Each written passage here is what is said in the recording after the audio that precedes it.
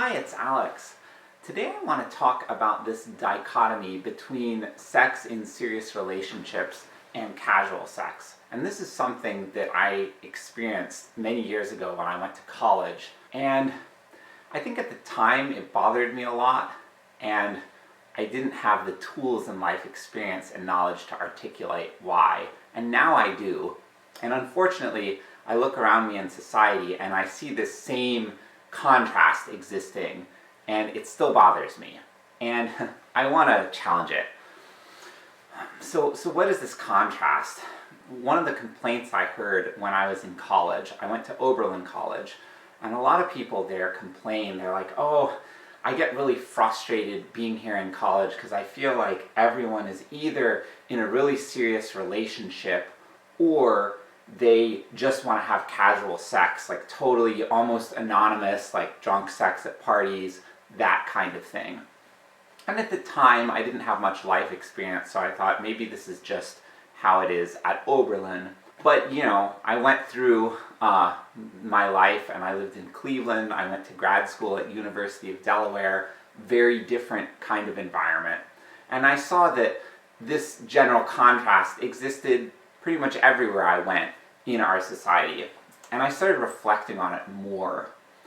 And I think I've gained some insights into why it is the way it is. And I want to talk first, though, a little bit about how I experienced this sort of culture and how other people around me have seemed to experience it. So when I say there's this contrast between sex in serious relationships and casual sex, I feel like there's this pressure, very, very strong pressure, to go either in one bin or the other, one category or the other, with whatever type of human relationship you have with someone, as soon as the relationship becomes at all sexual. So one of the ways this pressure can happen is if you have any sort of physical intimacy with someone. It doesn't even have to be sex. It could just be like you make out with someone, something like that. If you have any sort of physical connection where there's sexual energy, there's often this pressure then to make it go in the direction of a serious relationship. And you often see it in terms of people having these conversations where you've hung out with someone, you've been intimate for a while, and then they talk to you and they're like, oh, so what are we now? And if you're not willing to label the relationship in a particular way, they often get upset with you. So people can pressure you directly for it. But there also can be a sort of internalized pressure. Like people can feel internally, they can have these should statements like, oh, like it should progress in a certain way. One concept I've heard, there's this concept of the relationship escalator. People who are involved in polyamory, relationship anarchy, other forms of ethical non-monogamy, they talk about this relationship escalator in terms of pressure to have this relationship that it escalates in this specific way. So that's the one form of pressure you can get. And you can get it from outside the relationship too. Like if you're hanging out with someone and maybe you don't even have a sexual relationship with that person. Like I've had this with a number of my friends in high school, that I had a close female friend, and people would see us together and they'd see that we had this sort of emotional intimacy, and they'd be like, are you dating? No, are you a couple? And then people would be like, oh, you should date, you should be a couple, blah, blah, blah, you'd be so cute, blah, blah, blah. And it's like, we don't have that kind of connection. Like, why are you trying to force us into this box? Maybe we have some components of it, but it doesn't necessarily mean that we want to go in that direction. So the pressure can come from outside too. So those are all examples of the pressure to go into that one bin, the sort of serious relationship bin. The other bin, on the other hand, is the casual sex bin. And you see that pressure can exist in a lot of different ways too. So say you go out and you have a sort of sexual connection with someone. So it could be like you went to a party, maybe one or both of you had been drinking a little bit, whatever, and you hook up with them sexually. One of the ways this pressure manifests is that people will often be really weird towards the person afterwards. Like, instead of just like interacting with the person normally, they'll have sex with someone or have some other type of physical connection, and then the next time they see the person, it's like, oh, they like avoid eye contact, they don't want to talk to them. And people talk about these kinds of connections that way. And I've heard this for years before I even experienced it myself. Like people say, oh, it makes it weird. Like, oh, don't have sex with a friend because it'll make it weird. It'll ruin the friendship, blah, blah, blah. So like people set this cultural expectation for sex making friendships weird and ruining friendships and things like that. And then it becomes a self-fulfilling prophecy, because when people are in that situation and they experience that, they make it become true. And maybe there's a little bit of a weirdness from the other person, and then they interpret it through that cultural lens. And I've known a lot of people where they have like a one-off, one-time sexual connection with someone, and then the other person ghosts them or cuts them off or kind of really emotionally distances themselves. And this really bothers me because it often feels very artificial to me. And when I look at other people doing it, this is true whether it's happening to me or looking at other people. And when I see other people, it just doesn't make sense to me. It doesn't seem natural. It seems like people are creating this weirdness because of this cultural conditioning. It's not that the weirdness is inherent.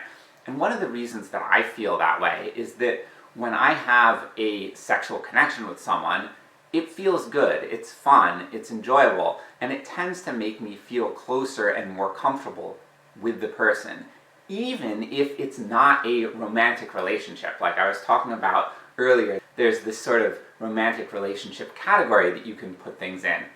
Even if I don't have any romantic feelings for the person and it doesn't have that kind of structure and expectations, I still feel good about the person, and it can make me feel closer to the person. And so it doesn't feel natural to me to like distance myself in response to having sex. It feels like that distance is being imposed on me by culture and by other people's behavior. Now I recognize I can't speak for everyone. Maybe there are other people who feel differently, but for me it feels very unnatural, and it feels like it's really being forced on me.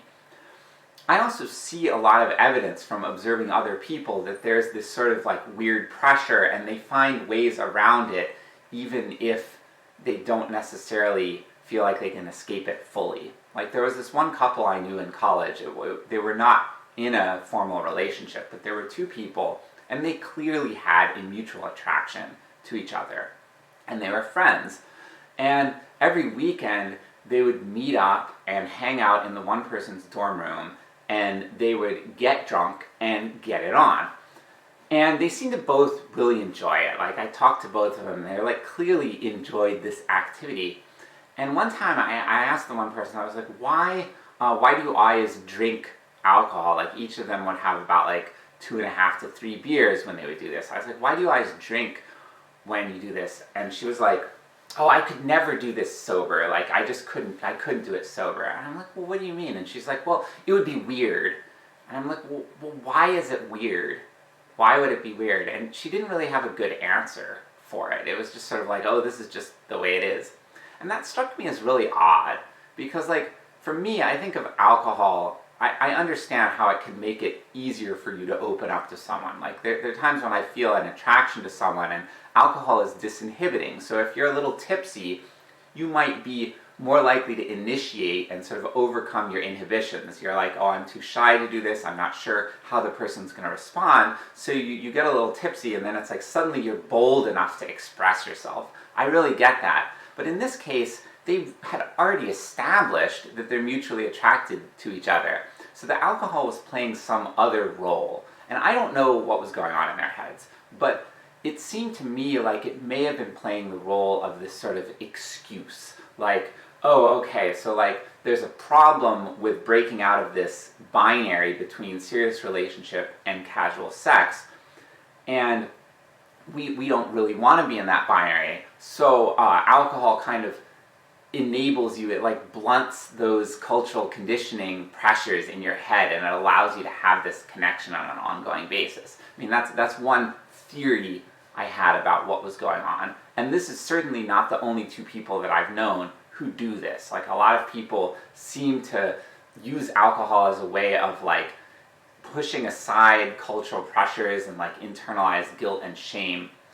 And I really think that's what this is about. I've come to think that our society is deeply sex negative. It seemed to get a little bit better for a while, and then it seems to have gotten much worse recently, and it really bothers me. There's a great deal of shame and guilt associated with sexuality in our society.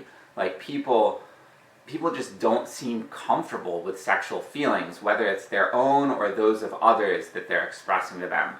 And it really bothers me. Like, I want to be a sex positive person, and I want to live in a sex positive culture. That doesn't mean I want to be going out having lots and lots of sex, doing crazy things. It means that I want my own sexuality and the sexuality of others to be free of these feelings of guilt and shame. I want us to focus on what we want, how to make responsible decisions.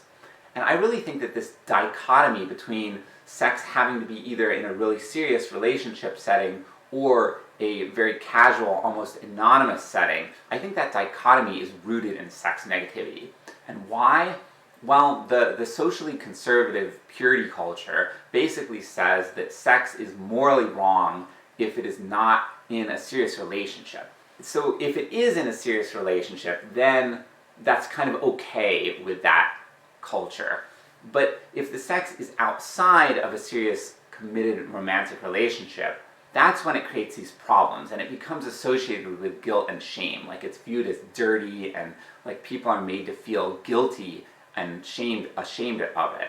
And I think because of that, I think it's those feelings of guilt and shame that cause people to push people away if they have a sexual connection with someone that they're not in a serious relationship with. That's my theory. Again, I don't know what's going on in other people's heads. This culture has always been a little bit alien to me. It does not feel natural to me. It does not feel at all comfortable to me. I feel profoundly uncomfortable with it. But I really think that's my best explanation for what is going on. And I've heard people express this to me, that that's a factor, that they feel guilty or ashamed of what they did on some level after they have sex with someone that they're not in a romantic relationship with, and that's why it feels weird. They don't want to look at the person. They don't want to interact with them normally because it reminds them of this stuff. It brings up all this stuff for them. And I think that it's unnecessary. It's kind of negative cultural baggage, and I wish we could rid ourselves of it as individuals and as a culture.